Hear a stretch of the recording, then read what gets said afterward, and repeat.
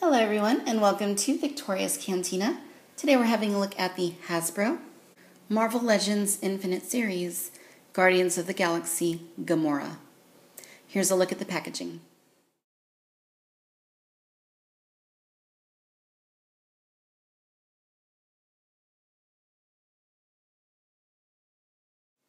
Alright, so just looking at this figure head on, she looks really good. I'm really pleased with the way she turned out.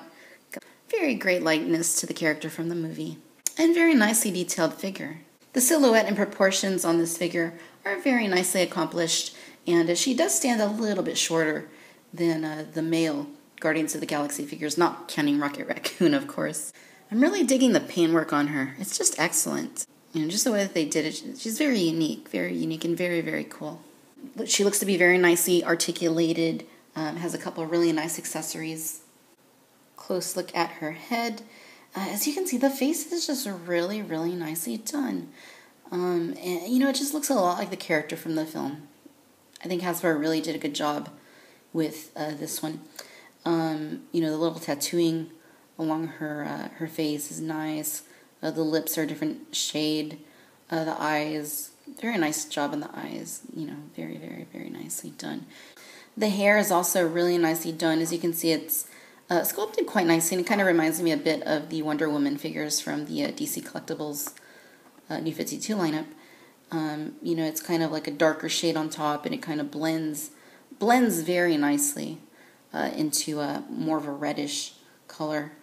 Of course, she's a minty green color. Her skin, very nicely colored.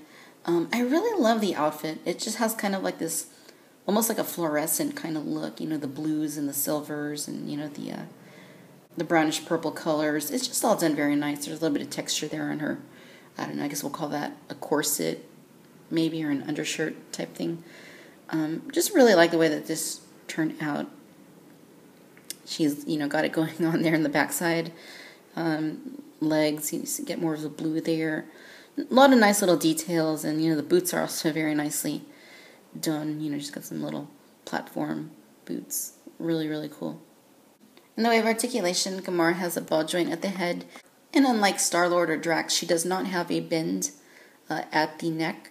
She does have hinges here at the shoulders. She has hinges at the elbows, and also unlike the other two, she doesn't have cuts at the biceps, nor does she have the double bends at the elbows. She does have hinges at the wrists. She does have a sort of ball joint, though you don't get a whole lot of up and down movement from it at the torso.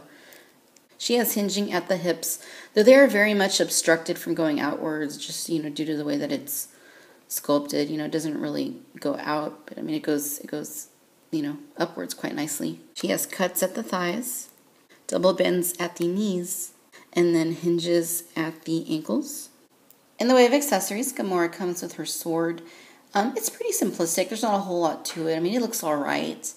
Definitely could have maybe been a little more detailed, but, it's okay. Now, getting it into her hand is a bit hard because of how thin it is. And, she can hold it, but I found that it just kind of, slides out, after a little bit. Gamora also does have this belt piece, which is sculpted separately from the figure. And if you wanted to, you could kind of just, slide it in there like that. I don't think it's really meant to do that. It would have been cool if they would have made a holster for her, but, hey, it works. Now, looking at that tree stump in front of us, that is the Groot left leg, which is the Build-A-Figure component of the Gamora figure. And it has really nice detail on it. It's painted quite nicely. And for articulation, there is a hinge up here at the thigh. There is a hinge here at the knee. Then a hinge down here at the ankle. And a rocker swivel too. Cool. So if we take our Groot figure that we've been assembling and then we grab our left leg, we can just kind of slide it in. And it is pretty hard to get in, but there we go. It's snapped in place. Yeah. So now we have a Groot who is very long and kind of hard to even get in the whole frame of my camera. But yeah, he's definitely coming along nicely. All right, ladies and gentlemen, so there you have it. This is the Hasbro Marvel Legends Infinite Series Guardians of the Galaxy Gamora 6-inch figure. All in all, very nicely done figure. I'm very happy with the likeness to the character from the film. The level of detail that went into her is very, very nice. Love the coloring used on her. Her hair, the way they blended it, looks really great. The fluorescent-ish look to her outfit is absolutely nice. And she's got plenty of articulation, in my opinion. The sword she comes with is a little bit lackluster. It could have been a little bit better, perhaps. And then the group Build-A-Figure part is also quite nice. So if you're collecting the 6-inch Guardians of the Galaxy lineup, then you definitely want to have Gamora in your collection. She's definitely worthy of a purchase. Hasbro did a really nice job with her, and I'm really pleased. Thanks for watching Victoria's Cantina. Until next time, bye-bye.